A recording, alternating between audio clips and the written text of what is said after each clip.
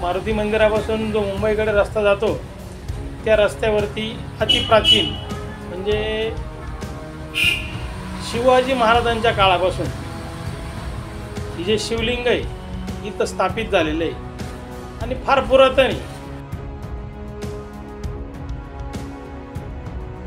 इथं जे शिवलिंग स्थापन केलेले पुरातन काळापासून तर तुम्ही बघा जे हेमाडपंथी मंदिर आहे म्हणजे 12 ज्योतिर्लिंगांपैकी जे मंदिर आहेत हेमाडपंथी, तर हेमाडपंथी मंदिरांची जशी रचना आहे त्याच्यामध्ये ज्या स्थापन केलेल्या मूर्त्या आहे त्या पद्धतीमध्ये हा जो पंचमुखी महादेव आमचा याला 5 तोंड आहे, एक पूर्व साईडला आहे, पश्चिमेला आहे, दक्षिणेला, उत्तरेला आणि वरच्या बाजूला।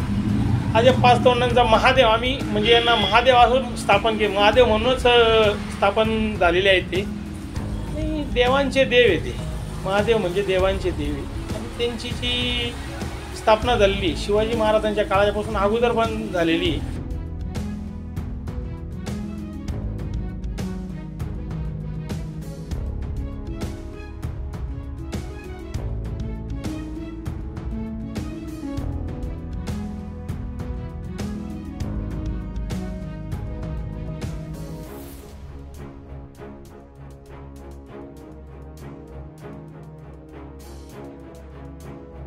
शिवाजी महाराज ज्या टायमाला होते त्या टायमाला औरंगजेबांनी काही मंदिरांचा नाश केला, मंदिरं तोडफोड केली, तर त्या मंदिरांमध्ये हे मंदिर पण होतं आमचं का। याच्यावरती जे आमचे जुने महाराजांचे काळातले जे असतील भाविक लोक भगवान शंकरांच्या मूर्तीला इथं सोने जवाहर हिरे या अशा गोष्टी होत्या इथं पण, परंतु त्याची खंडना केलेली, ती काढून नेलेले लोकांनी त्याची लूटमार केलेली।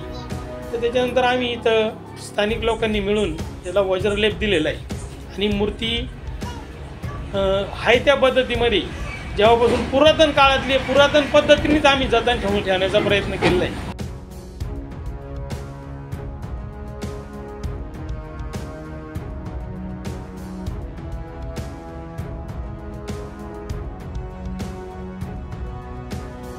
ही जी मूर्ती ही सिन्नरमधील 12 ज्योतिर्लिंग आहे त्या 12 ज्योतिर्लिंगांपैकी एक आहे। याला पंचमुखी महादेव असं म्हणतात आणि जागृत असं आहे इथले जे स्थानिक भाविक आहे आजूबाजूच्या परिसरातले हे लोक इथे येऊन रोज सकाळी उठल्यावरती महादेवाला अभिषेक घालणे, त्याच्यानंतर पूजा अर्चना करणे।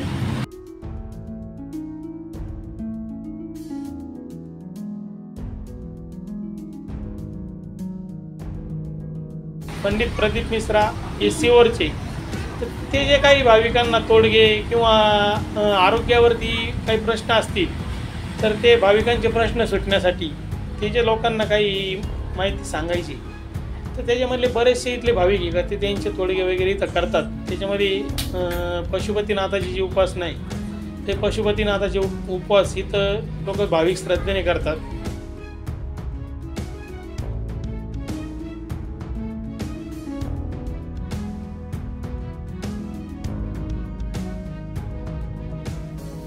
आणि त्याचबरोबर या आमच्या महादेवाची अशी आख्यायिका आहे का ज्या टायमाला डॉक्टर लोक भरपूर प्रमाणात नव्हते तर लहान मुलांना ताप यायचा किंवा एखादा आजार व्हायचा तर त्यावेळेस 5 रंगाचा जो दोरा असतो त्या दोऱ्याला इथं आणून देवाजवळ ठेवायचे, देवाला गारानं मागायचे तर आमच्या मुलाला बरं वाटत होते आणि त्याच्यानंतर त्याचं नाव घेऊन तो दोरा त्या बाळाच्या गळ्यामध्ये घातला जायचा।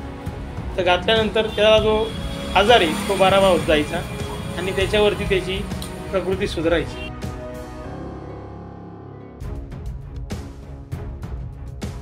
पंचरंगी दोरा आहे ना, आता पंचरंगी दोरा आताच्या पद्धतीमध्ये मार्केटमध्ये एकत्र आहे। तर पंचरंगी दोरा जर धरला आपण आकाशी, सफेद, लाल, पिवळा आणि हिरवा त्याला पंचरंगी दोरा म्हणतात आणि पंचरंगी दोरा हा पंचमहाभूतांचाच आहे।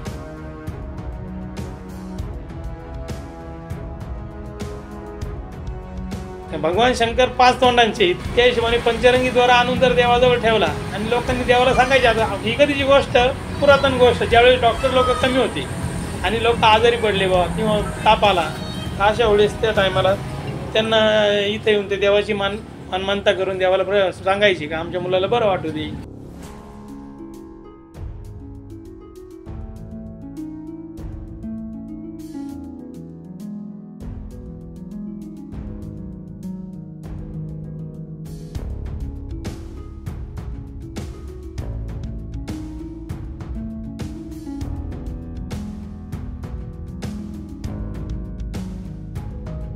शिवपुराणामध्ये, शिवपुराणाचं वाचन मी केलेलं नाही आहे, पण शिवपुराणामध्ये जे आहे तर भगवान शिव ज्या दिशेला बघतात त्या दिशेचं महत्त्व आहे. पूर्व दिशेला बघितल्यानंतर, दक्षिण दिशेला बघितल्यानंतर, पश्चिम, उत्तर आणि ऊर्ध्व या प्रत्येकाला त्याचं महत्त्व विशिष्ट शिवपुराणामध्ये सांगितलेलं आहे.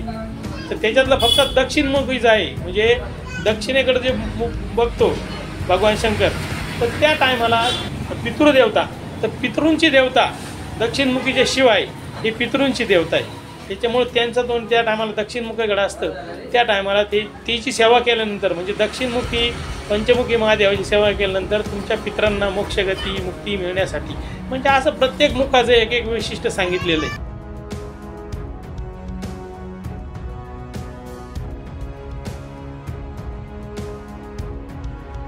हे जे शिवलिंग आहे हे फार पुरातत्व, म्हणजे पुरातन काळातले, शिवाजी महाराजांच्या काळाच्या अगोदरपासून पण असू शकतं हे.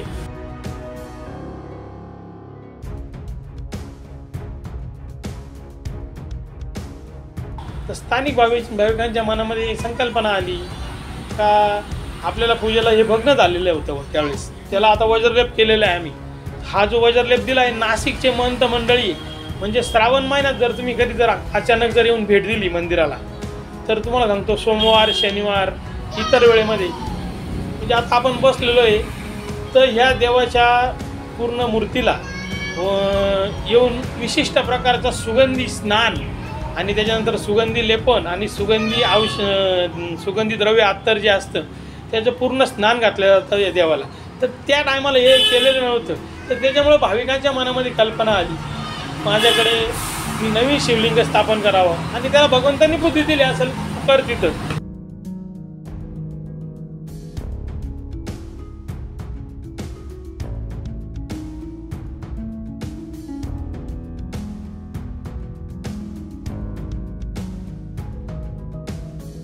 मंदिर होतं, म्हणजे हे जे आता मॉडिफिकेशन केलेलं आहे किंवा हे जे आता सुशोभीकरण केलेलं आहे हे जे आहे हे आत्ताच्या ह्याच्यात झालेलं आहे. ॲक्च्युली माझ्या मनात पण खंत आहे का भगवान शंकरांचे जेवढे पण 12 ज्योतिर्लिंग आहे सिन्नरमधले पण असतील आणि सगळे टोटल ऑल इन भारतातले, जगातले, विश्वातले कुठले पण, तर आपण जे मंदिर आहे या मंदिरांमध्ये आपण 2 पायऱ्या खाली उतरून जावं लागतं शंकराच्या मंदिरापर्यंत. हे जे पुरातन काळातलं मंदिर आहे ना आमचं, तर हे त्या पद्धतीनेच होतं. पण ज्या टायमाला मंदिरांची तोडफोड झाली त्या काळापासून मग ज्या भाविकाला जशी कल्पना सुचली, जसा निधी उपलब्ध झाला, जशी ज्याची भाविकाची मनात श्रद्धा राहिली त्या हिशोबाने त्यांनी ते करायचा प्रयत्न केला. पण मूर्त जी आहे ही आमची जुनी तिची, ही आमची शेजारी सगळे आमचे मित्राचे, त्यांच्या घराचं काम झाल्यानंतर इथं जे स्थानिक भाविक आहे आणि आमचं सगळ्यांचं मत जेव्हा आहे की बघा याला आपण चारही बाजूनी कोट करू. कोट केल्यानंतर पंडित लोक जे आहे मग काशीचे असतील, त्र्यंबकचे असतील, त्यांना विचारू आपण. आता त्याच्यात काय, आमच्या वहिनी आल्या मागाशी, ते मला म्हणे मी चिठ्ठी टाकली ती देवापुढे का तुला मला छत्र करायचं आहे, पण माझ्या नशिबात ती नव्हती का चिठ्ठीवर निघालंच नाही का तू छत्र कर म्हणून असं.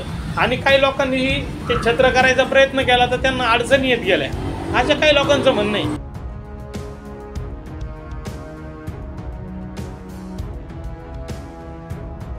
त्यांना म्हटलं आपण उन्हात जर 4 तास उभं राहिलो तर आपल्याला जीव कसा तरी होतो.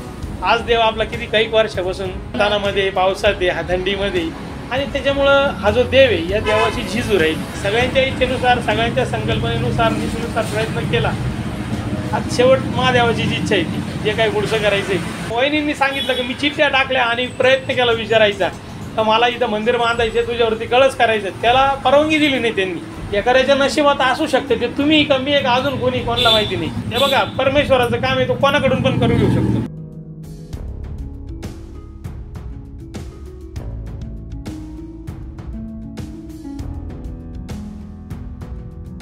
पण आता इथले जे भाविक सगळे येतात, प्रत्येकाला वाटतं का आपण काहीतरी योगदान दिलं पाहिजे किंवा काही गोष्टी झाल्या पाहिजेत. त्या टायमाला इथं आमचे आजोबा होते, आजोबांच्या वयाचे, आजोबा पंजोबांच्या वयाचे, त्यांचं वय 94 होतं.